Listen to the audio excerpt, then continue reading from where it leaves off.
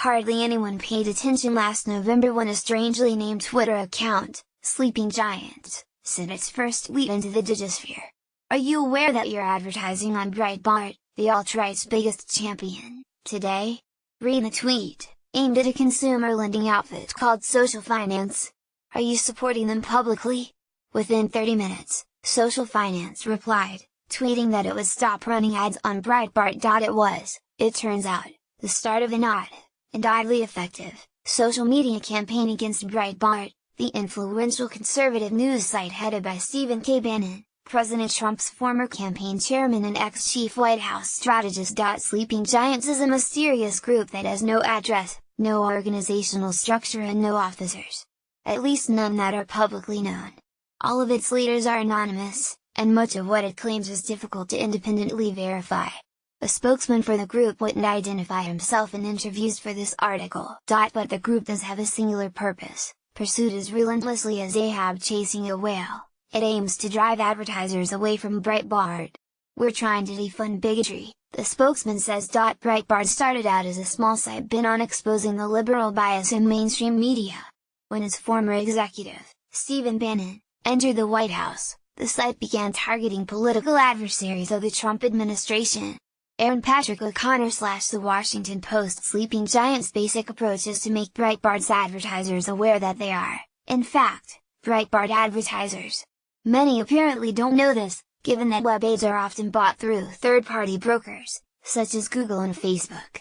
The brokers then distribute them to a network of websites according to algorithms that seek a specific target audience, say, young men, or a set number of impressions. As a result of such programmatic buying, advertisers often are in the dark about where their ads end up.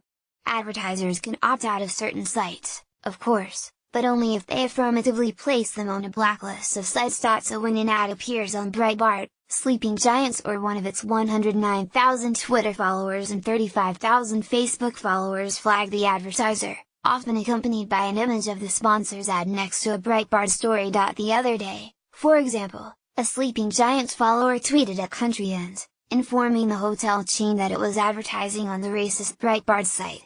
Within a day, the company tweeted back, "Thank you for your concern.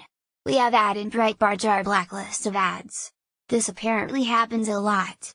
Sleeping Giants database lists nearly 2,900 companies that have declared Breitbart off limits since November, an astonishing figure, though one hard to confirm because some ad buys recur. Nevertheless, it's not an implausible number.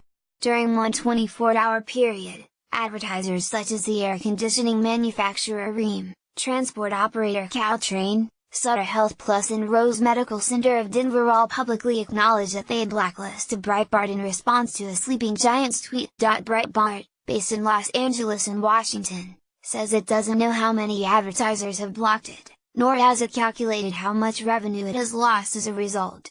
But the financial impact appears to be significant enough for Breitbart to take the group seriously. What they're doing is a very dangerous thing, says Alexander Marlowe, Breitbart's editor-in-chief. They are trying to impose corporate censorship and corporate segregation on us, and they're doing it anonymously.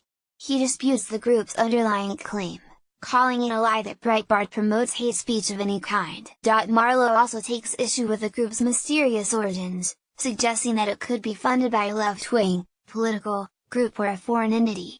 But he acknowledges he doesn't know. It might just be a bunch of trolls obsessed with Breitbart typing away in their basements, he says. Closer to the latter description, Sleeping Giants spokesman says, "We are doing this on a voluntary basis, so we need to keep our day jobs going," he says. Hence the group's anonymous nature. The spokesman says some leading members are employed by companies that might not take kindly to their employees engaging in a prolonged activist effort. On the other hand, many of its thousands of supporters openly identify themselves on Twitter when tweeting at Breitbart sponsors. The group decided to single out Breitbart almost by happenstance. It really happened as a reaction to Steve Bannon's rise, the spokesman says. "We weren't familiar with Breitbart at the time and were obviously pretty shocked at the articles." To be honest, we weren't familiar with other conservative sites, so those weren't even considered, he says. The group has raised about $1,500 from t-shirt sales and about $7,000 from an online